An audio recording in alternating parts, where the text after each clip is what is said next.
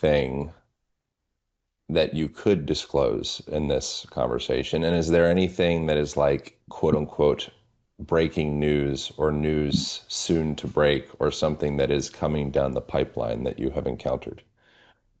Yeah, I think the biggest shock that most people uh, don't realize is, let me just tell you, it's apocryphal, but it's an important story.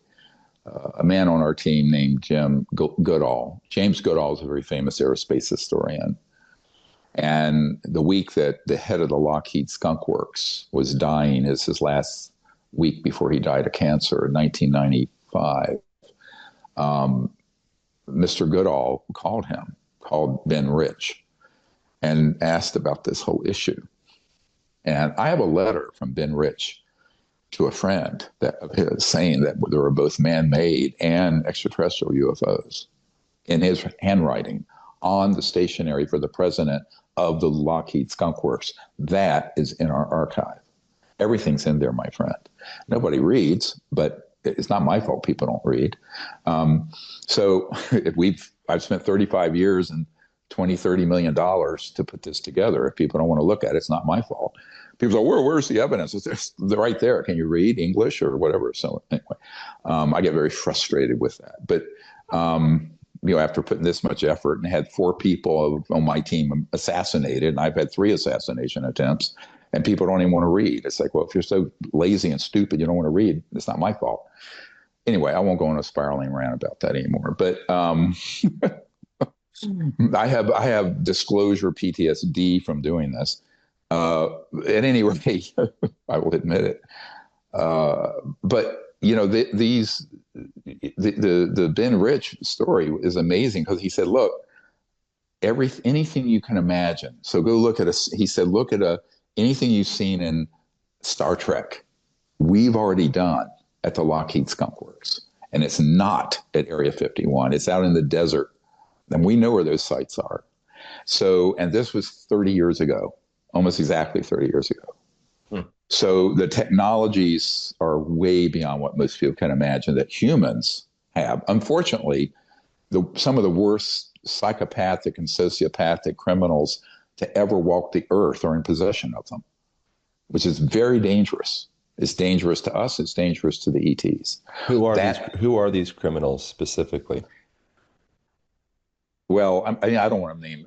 I can name some names. There are people who historically have been involved with this, such as Admiral Bobby Ray Inman and Dick Cheney and others. We know we know some that are living, some that are dead, and we know who are currently operatives. So most of the people you see in the UFO subculture, or a certain number of them, are also operatives for this organization that spread disinformation and false information. And that's their job. They appear to be UFO researchers, and they're actually counterintelligence people. And we know who they are, and people have been duly notified. There are a couple of them who are very prominent that are on the list of folks to be interrogated and quite possibly arrested for treason. But that's another discussion. But I think the other thing that's really astonishing, in 1992, I first started this project to do CE5 contact. I wasn't involved in any of this disclosure stuff. I founded the whole modern disclosure movement in the mid and late 90s after I found out this cabal had submarined the president and all this.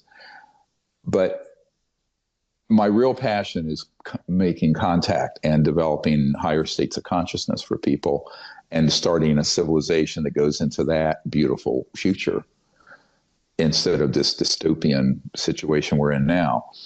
And so, but in 1992, I had a group of people, sort of like what we're doing in Arizona in September, but it was a smaller group. It was maybe 50 or 60 people on a beach near Pensacola. And we were doing CE5 contact, and 4 ET craft appear. Well, one of them gets photographed and is on the front page of the Pensacola paper the next day. And shortly thereafter, the head of Army intelligence contacts me and asked for a meeting the following month, April of '92. And it was very threatening. And he said, "What the hell do you think you're doing?" I said, "Well," and he said, "You've discovered the Rosetta Stone of ET contact, because all ET communication systems interface with consciousness and directed thought, like a laser, right? That's what I discovered when I was a kid, when I was 18. So, and then I set it up, this whole system, the whole CE5 contact app, which, people like Aaron Rodgers, he has that and has practiced that. That creates the ability to make contact. And he didn't want that. The General Stubblebine, his name was General Albert Stubblebine III. And then the following month, after he expressed his displeasure, he had a CIA and a National Security Agency guy there with him when he met with me. He offered me the following month $2 billion if I would stop what I was doing and join his little clique of goose-stepping fascists. And I said, "No, thanks. I'm not interested." But it was a serious offer of $2 billion. And that was in $1992. He had access to that. That's a rounding error for that organization. They deal with trillions of dollars in clandestine money, way more than the federal defense budget. So I said, "Look, I am not going to get off the path I'm on for no amount of threat and no amount of money."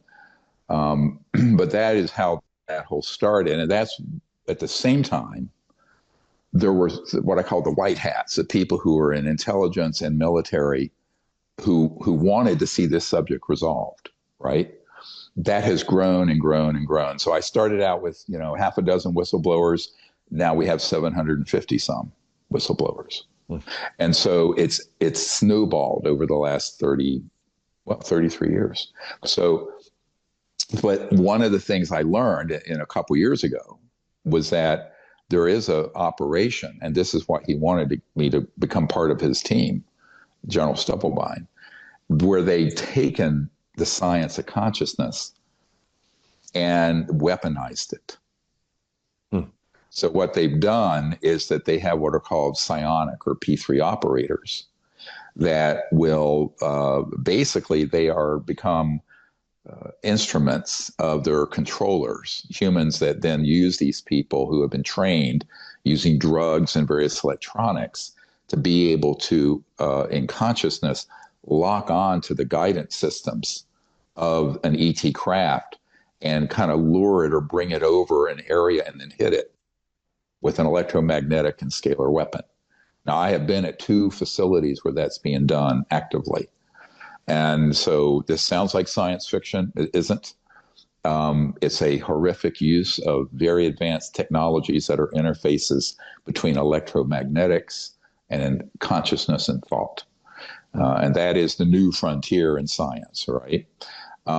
Is the science of consciousness. And but I think that General Stubblebine knew that I had mastered that because of my meditation and near-death experience. But I also understand the physics of it because I'm a medical doctor. And so he was offering me all this money to be part of this nasty little bit of business. I didn't know until a couple of years ago the extent to which that had been developed as a technology for killing ET craft and killing their occupants. So it's a monstrous program. And most of the people who are in training to become P3 operators end up in permanent comas or die. But the ones that survive, quite a few of them are quite adept at doing this. I call it cosmic hijacking. Thank you guys so much for watching. If you enjoyed that episode, you might also enjoy this episode over here, as well as this one over here.